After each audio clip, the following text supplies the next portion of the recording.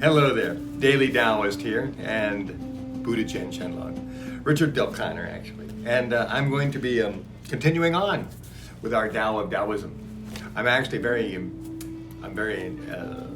motivated to get this done. It's kind of jamming up my system because as I record these in my iPhone, and then I got to get them off, and I got to upload them, and waiting, and in that transition.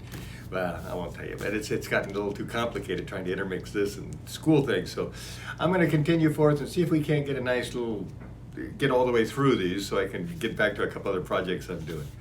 So I'm on 19A, all right? And we got like 20, or how many do we have of these things? Because there's 80 normally of the Lao Tzu words of wisdom, little quotations, paragraphs we might call them. There's about 40. I've got half of them in this book. So let's see. 19a. Let's see what we can do here. Lao Tzu says, be yourself naturally. Decide to do what will not require uncomfortable self-discipline. And this is really resonating for me. And like I just told you, my self-discipline has become too complicated. I'm exceeding. Well, I mean, I can do it, but it's creating risk, and that's what I've got to avoid now, is that I've got to figure out how to make my life function with less risk and less possible error. You start trying to mix too many functions together, and they bump into each other too much. So I'm trying to kind of simplify a little bit, see if I can't get things to work better.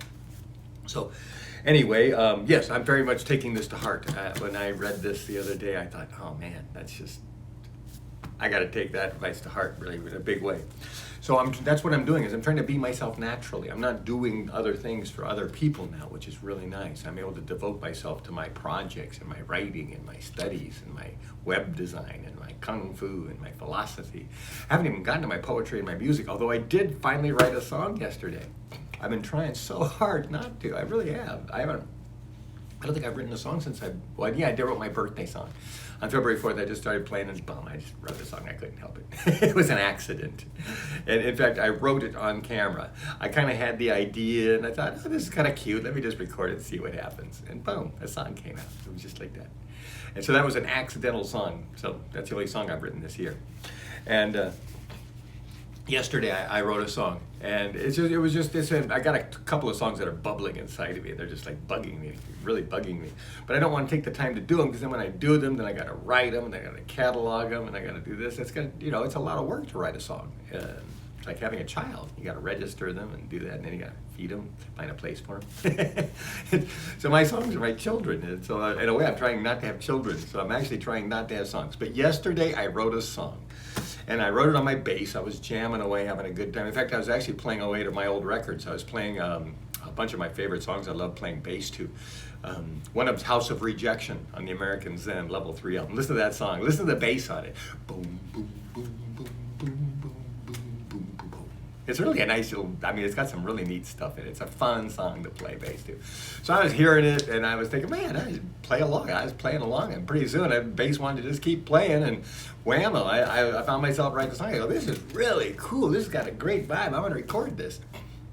And so kind of like I did with the other song, I just started recording it, and then I kind of stumbled, and I thought, let me try again. So I stopped it, and then I tried it again, and whammo, at this time I came out with the whole song, which is like one mistake right there in the first third. And then I said, is that really a song? So then I played it through, and I kind of wrote out a little chord chart, and I thought, yeah, that's a cool little song. It's got the verse, chorus, bridges, and I'm happy with it. I could turn that into, definitely fill it out and make it a really dynamic song. So then I rewound it again, went and got my flute, came back in, played it, and go, oh man, I can jam. Because it was just an accident. I didn't even know what key I was in.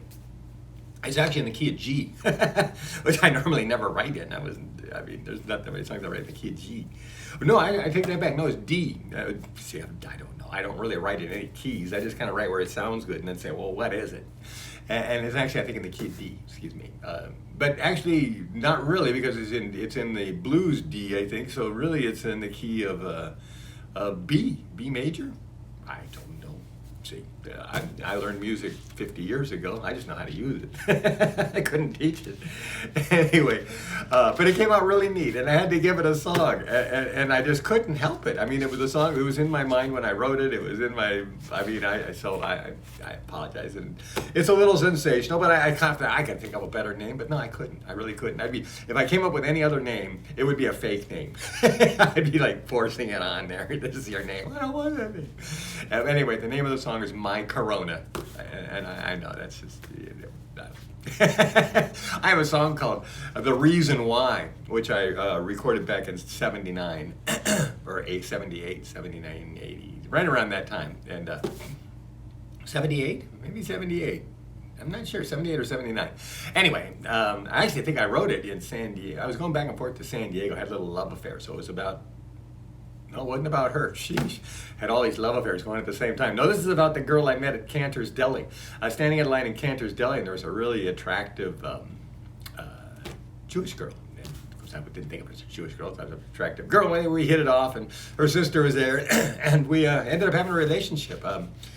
Deanna Rubenstein, I think, was her name. And wonderful girl. And she was talented. She actually had musical talent. I don't know what happened to her, but Deanna Rubenstein, say hi if you're out there. You know, I've always had good thoughts about you. And anyway, where were we? I think I'm gonna have to start this over. Maybe not. Let's. This is Be Yourself Naturally. Anyway, in terms of being myself naturally, I've got to work. If this works, here's what I'll tell you. This, if this works, if this kind of Instagram thing works, I'll continue it. But I'm cutting, I think, my Patreon accounts. I got 2 Patreon accounts, 0 donors, so I stop asking. I've had a couple of GoFundMe accounts, gotta trash those. I've got I've been reaching out for help and trying to expand my network, and it hasn't worked. And now that I'm being natural, I don't want all these tasks and chores that are non-productive. That doesn't make any sense. So anyway, this is your chance. Instagram. If you like this and you want to keep going, I'll keep going on it. Otherwise, I think I might cut my Instagram channel. You know, because what's happening? I got a dozen people here, and I've been here 5 years. You know, so that's not working. Okay, here we go. 19A, be yourself naturally. Decide what will not require uncomfortable self-discipline. And oh man, I'm right in the middle of this one now, so I'm working on it. Okay, so real quickly, let's go down this page and see if I can get out of here fast enough to still make the IGTV threshold. How much effort does it require for you to stay healthy and organized? Hey, that's an important question. Hey, a friend of mine passed away recently, and he's only 44 years old, and he said it was his fault. You know, he lived an unhealthy life for a while, and as a result, he ended up paying the price and dying at 44 years old. And I felt bad. He used to tell me it was my fault. Don't say that. It hurt me. But I guess after I realized that it was his fault. And anyway, how much effort does it require for you to stay healthy and organized? Yeah, you might think about that. Make it more effort, or whatever it is. But make it so it's not too much effort. Make it a lifestyle. See, that's what I'm in. I'm in a lifestyle. So it's easier to stay healthy. I have routines and rhythm. I can tell when I'm not being healthy, or I'm not living a healthy lifestyle, or I'm not eating regularly. It's all obvious. What are your weaknesses that require extra effort? What are your weaknesses that require extra effort? And we all have them. We all have to overcome certain, like me. I'm too busy. I got too many things. My weakness is I tend to get too many things going at the same time. What promises or responsibilities do you have that require extra effort?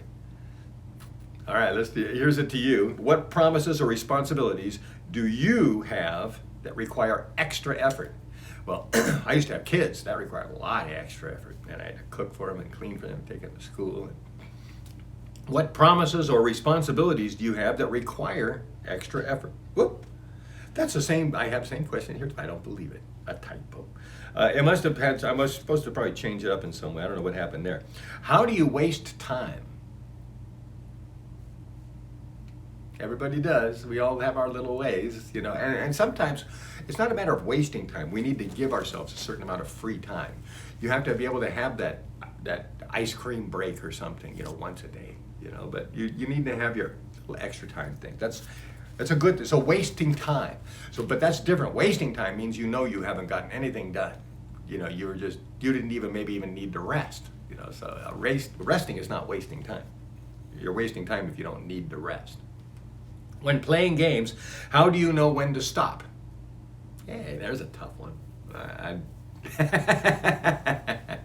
When you start playing a video game, how do you know when to stop? How often do you think you've wasted time? So, do you feel guilty about it, or are you oblivious to the concept? How could you be more efficient? I'm not saying how or what, but how could you be more efficient? Everybody can be more efficient, but how can you? How could you waste less time? I used to get to the point where when I was so haggard from, raising my kids, not haggard, but I was so pressed for time to work on my books and my business, that I got to the point where I was like brushing my teeth as fast as I could. I was tying my shoes in a way I could slip my shoes on.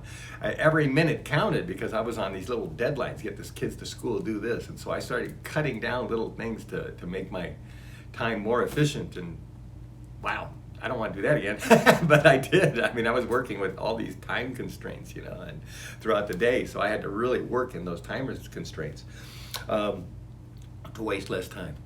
How could you get more accomplished? Yeah, that's my goal now, is how do I get more accomplished? So I'm scheduling myself in certain days and times and spending lots of time organizing my notebooks and trying to put a schedule. So like, what do I do as a webmaster? What's my schedule? So I know that when I'm a webmaster, I'm getting everything done. So I got this one thing I do, and then I go and I check on these websites, and I go to this website and I made a little 4-point or 5-point checklist, and then the next one. And so I'm trying to make little lists so I can force myself to be more efficient. But to be more efficient takes a lot of work, so efficiency and work actually go together. It's just, you can't get away from the work. You sometimes have to put the extra work into planning how to be more efficient. And then you spend less work being, working more efficiently. But you got to put that extra effort in to create that concept and structure. So the work is always there. So that if you're hiding from the work, you've lost already. You've got to be always investing the work. You got to feel good about always doing what's required. Let's get out of here before I hit my IGTV threshold. This was 19A in the Tao of Taoism by yours truly, the author, Richard Del Conner Buddha-Jen. And be more efficient and get more done. That's it.